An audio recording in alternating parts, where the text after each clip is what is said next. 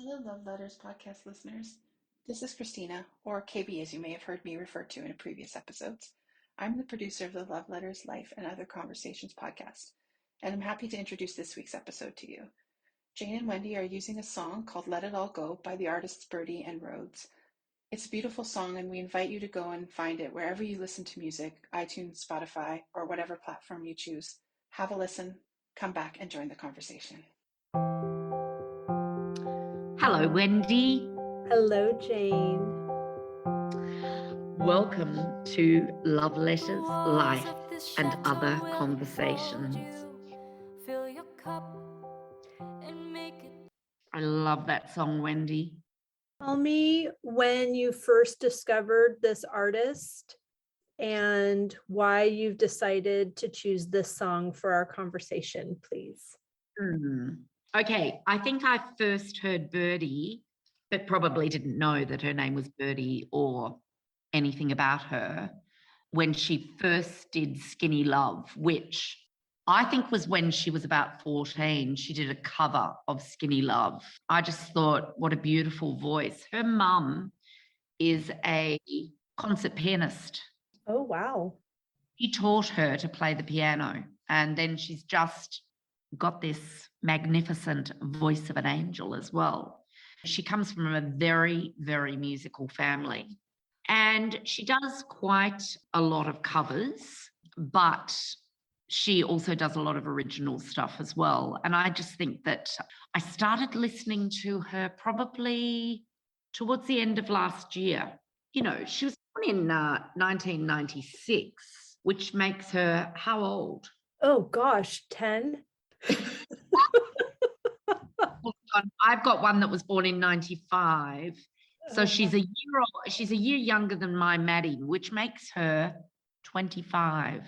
She did, so she won the music competition Open Mic UK at the age of 12. And her debut single was a cover version of Skinny Love. And she did that when she was, I think, about 13 or 14. So, and her fourth album came out, Young Heart, on the 30th of April this year. So why did I send it to you, and why do I love it so much? Well, I think it's the ultimate love letter. I've been sleepless at night because I don't know how you feel, right? I've been waiting on you just to say something real. I mean, we've all been there, right? Yes, we have. There's a light on the road, and I think you know morning has come and I have to go. I don't know why we need to break so hard. I don't know why we need to break so hard. But if you're strong enough to let it in, this is the line I love. There's lines I absolutely adore. But if you're strong enough to if we're strong enough to let it in, we're strong enough to let it go. So I love that whole, if we're brave enough to tell each other that we love each other, or I'm brave enough to tell you that I love you and live with that, then if it's not reciprocal or it's not working out, then I was brave enough to actually say it, then I have got the strength to walk away when I need to. That's what I sort of take from this song.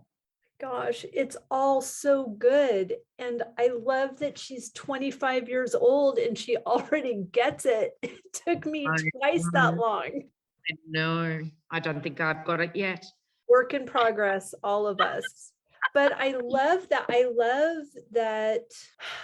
You know, I don't know if it's generational. I don't know if it's just what family you ended up in, but one of the things that was kind of a mantra in the house that my mom grew up in was, what will people think? So she grew up doing things that went through the filter of other people's opinion before it even reached how she felt about something. Well, I mean, I grew up in that house too. I'm sure we both did to an extent. Sure. Because I was always concerned about what people thought. I can say that at 57 years of age, Wendy, that I don't care what people think anymore. I'm with you. I don't think you do either. I was talking about you on Thursday night at Thanksgiving in Paris. Oh, well, thank you. And I would love to share with you what we were talking about, because and you might be able to tell me, I'm having trouble working out what the canon of the Cathedral of Paris's role would be. The canon. What is a canon? Canon of a cathedral. Canon is a member of the chapter, headed by a dean, which is responsible for administering a cathedral or certain other churches that are styled collegiate churches. The dean and chapter are the formal body which has legal responsibility for the cathedral and for electing the bishop. So it's a member of the, She said to me, I have never been ordained. Okay. I have had any formal instruction in theology, but I mean, I just hit it off with this woman. She's about 4 foot something. I said, Mary, I love you because you're even shorter than I am.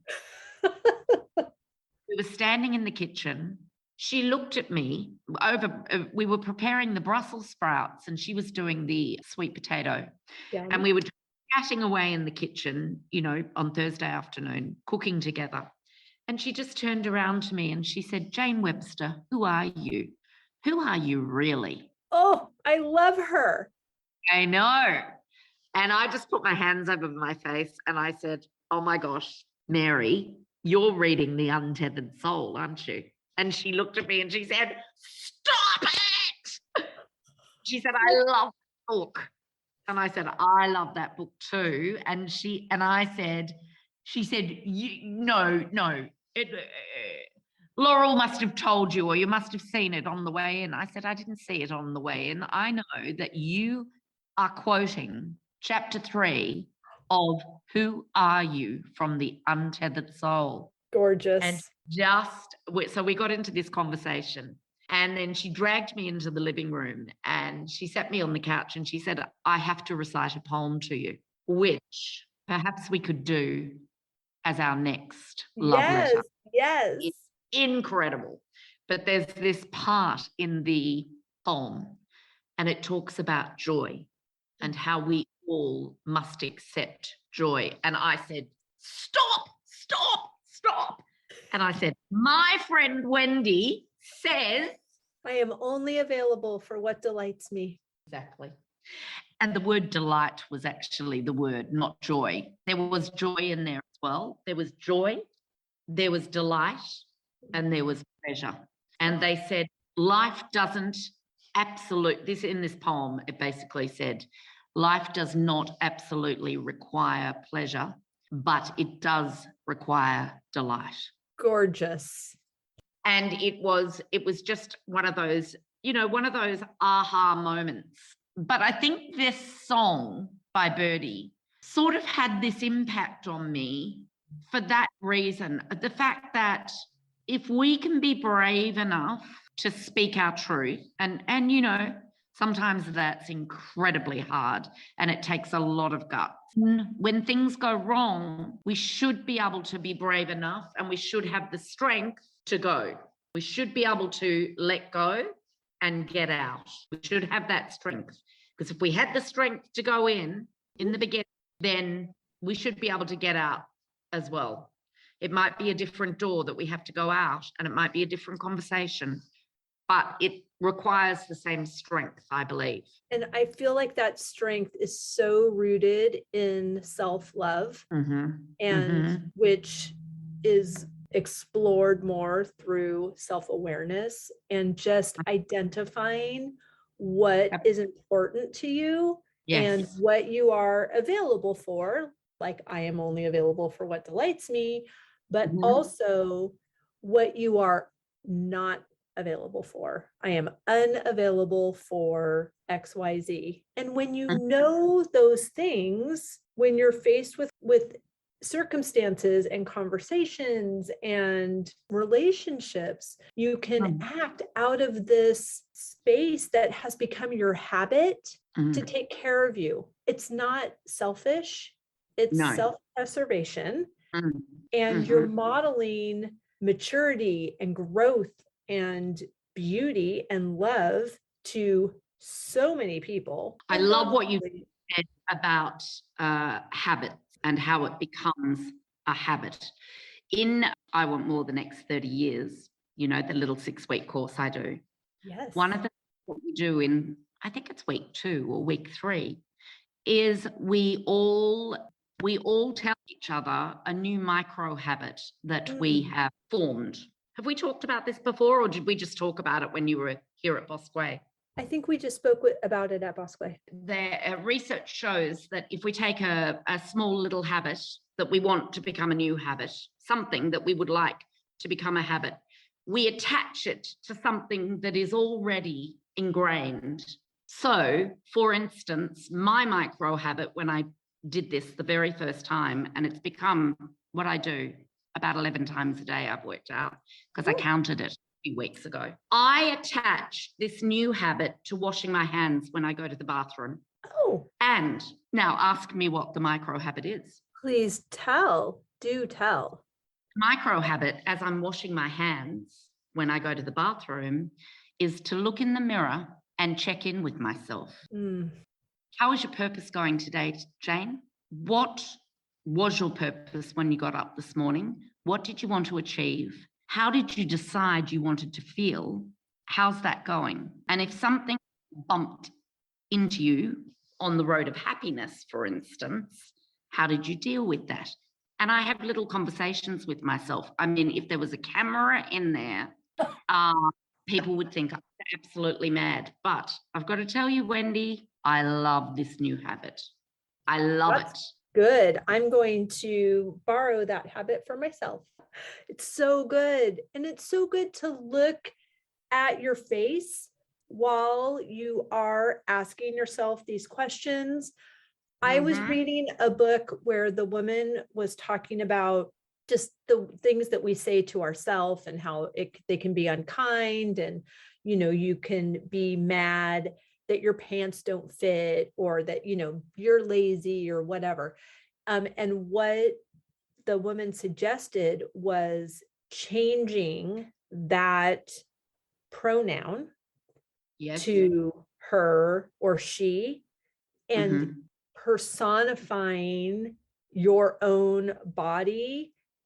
Because when you say something, she's so fat, that sounds terrible. And it makes you actually hear it the way your body is hearing it.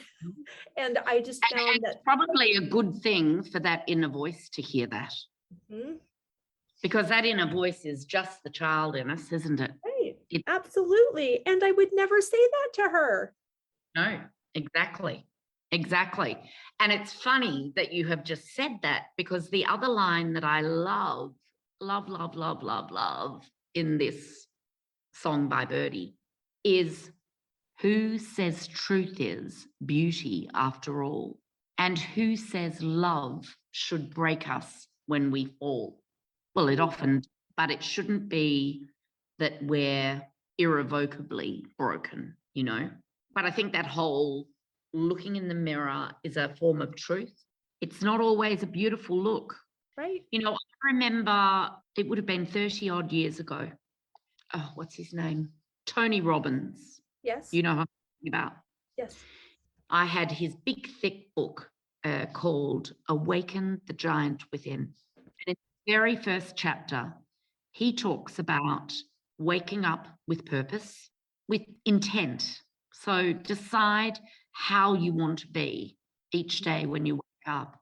But he said the next thing you should do is go and look in the mirror and smile.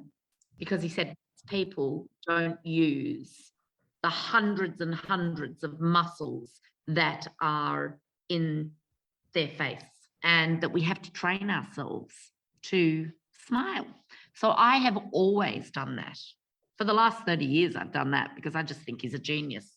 Maybe subconsciously, I have been linking that whole who says truth is beauty after all, and who says love should break us when we fall, to that to that first lesson by Anthony Robbins all those years ago. Yes. I love the whole shift of this song. And it's essentially, who says it has to be this way? Who says, because I originally said yes, that my yes is always? Who says that, even when she says there's still a fire in her heart? Well, he says. Oh, he says that, but I'm not still burning a fire in my you. heart. Yes, my darling. He still calls her my darling. And I love that, because just because the fire is no longer burning for her doesn't mean that he doesn't still love her. And I think he shows that when he says my darling.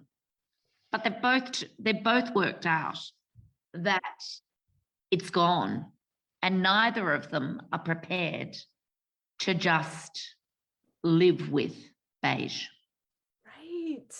Right. And choosing, oh my gosh. I mean, it's just so, it's just not practiced to choose yourself. We hear all the time of people that stay in marriages until their children, leave the house and go to college, and then they divorce or something, as if modeling being stuck and unhappy and angry and fighting is better than modeling how to take care of yourself. It's just, it's so fascinating to me when people are able to change the way that they think, and they can own it. And society does not always welcome that or agree, but because it's become their habit to choose themselves, it doesn't really matter what everybody else thinks. No, and that's it doesn't. A really beautiful place to be. Exactly. And I think you started to bring it up before, but I probably, cut in on you because I'm terrible at doing that. We just have so much to say and so much time to make up for when we weren't friends. So yeah, that's right. You started to talk about this generation, and and correct me if I'm wrong, but I think what you were really alluding to was that this generation of young people are far more fluid and flexible in the way they think about love. They can go in and out and have no guilt about it. Well, I'm sure they still do have guilt, but they have a fluidity that we just did never have. And I'm not really talking about, sexual fluidity here, although they do have that as well. I'm talking about their ability to look at something, say, you know what, that's really not working for me, and have a very raw and honest conversation about it. Right.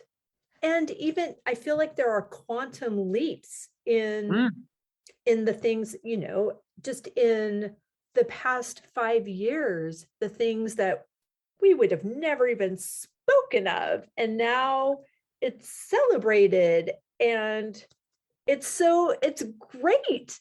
It just is like it was taking a generation each time we needed to make a leap, and now it's just happening so fast. Exactly.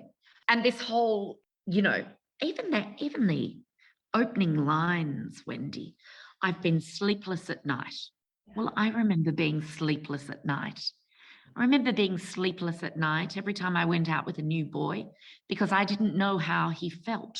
That's the second line, because I don't know how you feel. I've been waiting on you. We've all been there. Just to say something real. I mean, do you remember being with your girlfriends and saying to your girlfriend, oh my gosh, he told me that he loved me? Yes. Right. I do. And then everyone would squeal. Yes. But there was no way known that I would ever have instigated such a conversation. I would always wait for the braver person to be the bravest. That's so interesting.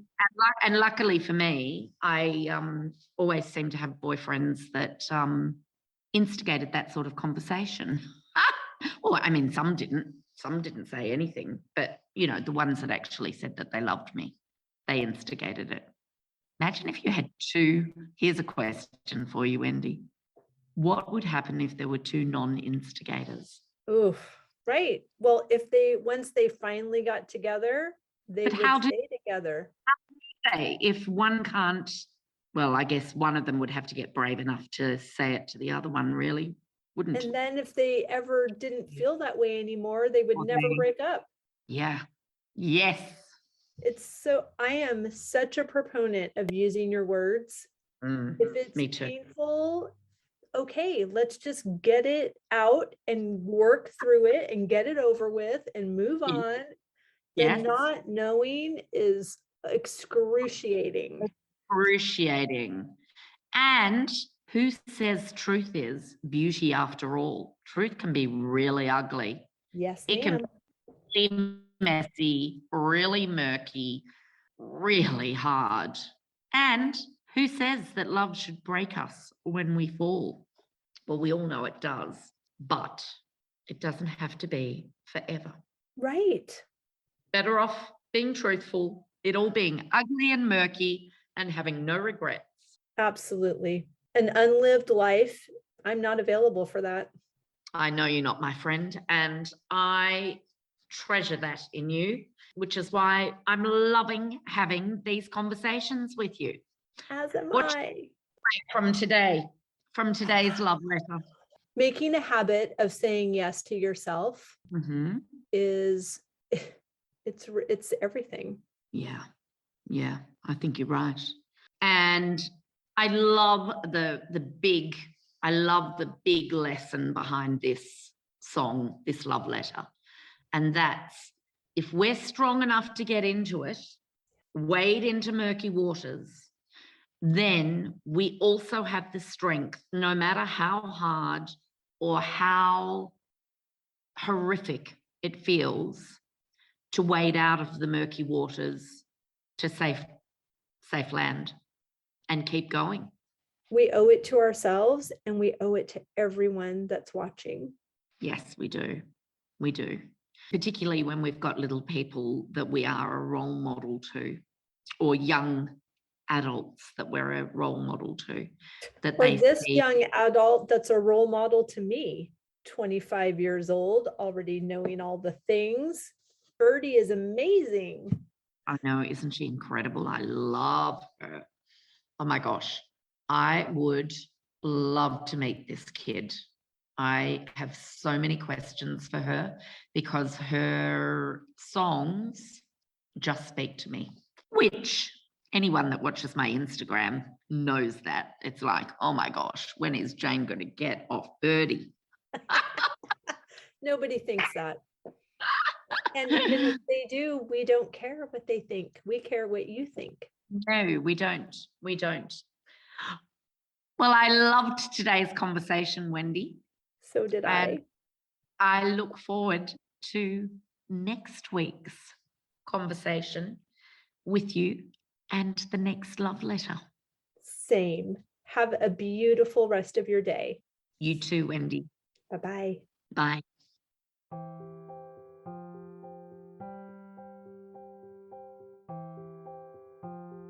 We have loved this conversation and sharing this love letter with you, and we would like to invite you to send us your love letters. Visit the link in the show notes to send us your letters and to join our email list. See you next week.